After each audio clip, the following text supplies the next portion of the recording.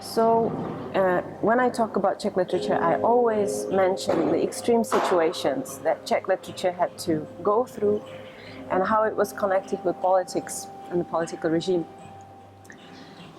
And usually there was a big brother who was trying to, as if, step onto Czech land and destroy what could be destroyed. Whether it's the Austro-Hungarian Empire, where we never managed to have our proper country that would be equal to Austria and Hungary.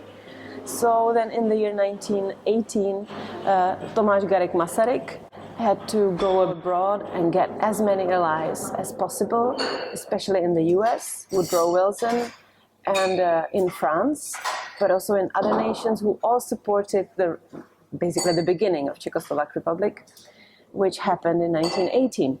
So if it was not for these renowned, internationally famous figures, there would be no Czech literature, no Czech Republic ever.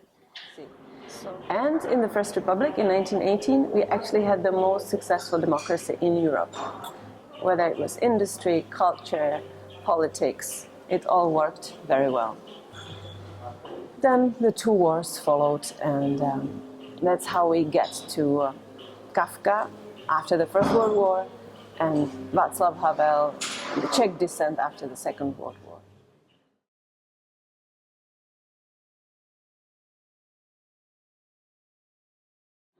I would say that it's both.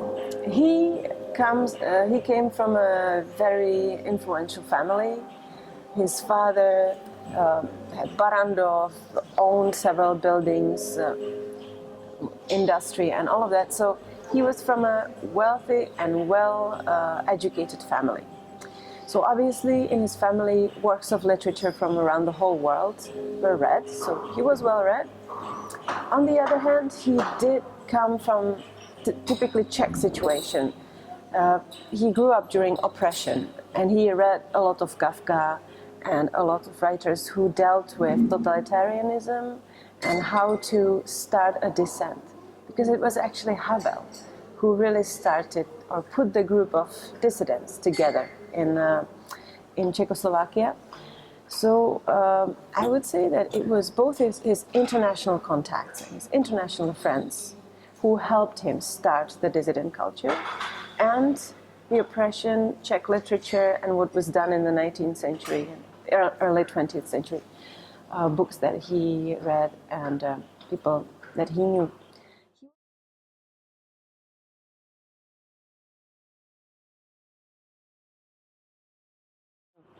He was not a politician at first.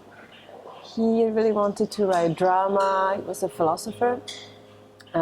Wrote a very influential book, The Power of the Powerless, which explained what was happening in Czechoslovakia, why it was untenable, why it had to be changed, why human rights were not really supported by the government, and what kind of tricks were played onto Czech people. So very courageous pieces of writing that convinced a group of few hundreds of people to come together and risk their lives, risk going to prison, who started producing and reproducing his works, whether it was his drama or his political works, also works of other dissent, works of Kafka, which were also forbidden. What was interesting was that the dissidents included also religious people, such as priests, whether Catholic or Protestant, because during communism, only the socialist culture was promoted, religion was highly suppressed and repressed, as well as rock music and any other Western type of music. It's completely suppressed. So the dissident movement was a really interesting mix of people who came from religious sphere, rock and roll sphere, political underground scene, philosophers who couldn't study philosophy at the university because there was only Marxism-Leninism, and people from theater. These people united to create an opposition to the government, which lasted really until the year 89. And without this group, I don't think Václav Havel could become the president after 1980.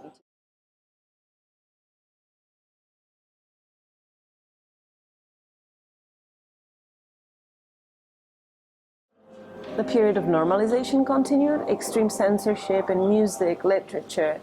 All the lyrics of all bands had to be approved by a special committee. Most works of literature could not be published if they had any non-communist element in them. So during this censorship, a rock and roll group, Plastic People of the Universe, started playing, of course secretly, because their lyrics were not approved. First of all, they were in English, and even when they were in Czech, they were very anti-communist.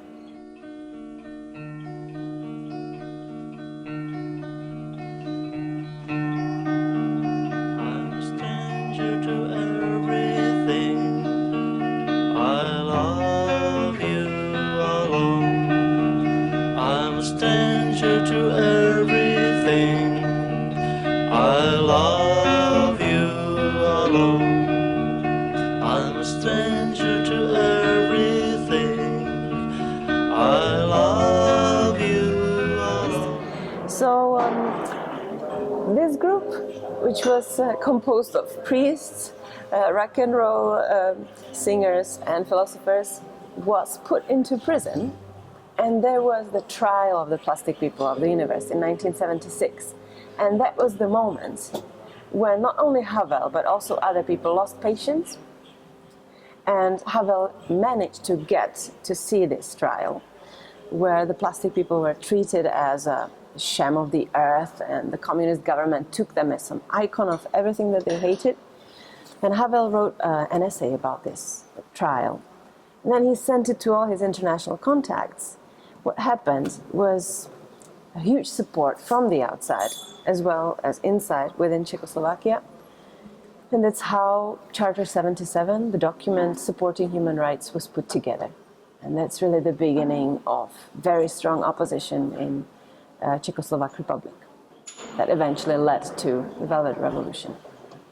So I think if it wasn't for music, if it wasn't for rock and roll, and the combination of folk music, rock music, priests, politicians, and this family, there would be no fame for Václav Havel, and there would be really no democracy in Czech lands.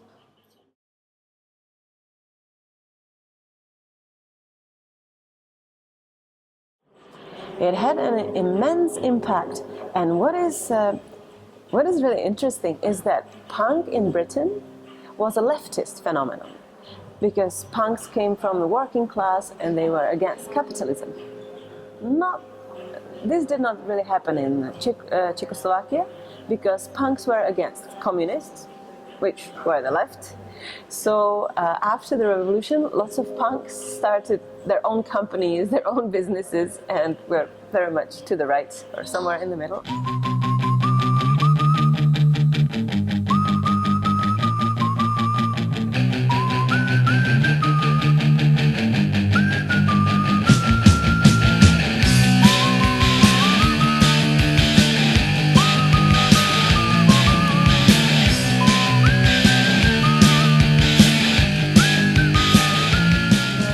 Phenomenon could not really be bound by the communist government. There was no way of controlling punks. They had concerts all over the Republic, and they really cared about their individual style and individual as if freedom of speech.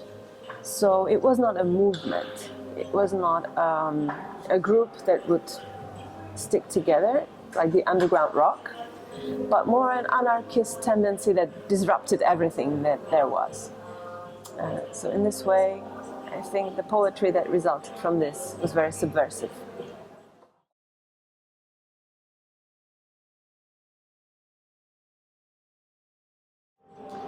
I would say that Czech poetry is more international, definitely, than it used to be, because it was impossible for the poets to travel before. So today they do go to different poetry readings around the world. But the Czech element is still there. I still feel that both in music and in poetry there is the existential theme, the suffering under oppression, but also alienation from the world that we need to deal with even today. The change of regime did not really save us from this feeling of being alienated from nature, from each other. So the darker feelings in Czech literature are still here. They just have a different enemy. Whether it's the government, capitalism, the EU, or any other oppressor there might be. There's still something, the rebels still find an enemy they can fight against easily, I think. But there's freedom of speech. Poets can travel anywhere. They can join musicians, dance, theater. So in this respect, I would say that poetry becomes a multi-dimensional means of communication. You can find it in videos, you can find it in movies, written poetry. So in this, I see the future of poetry.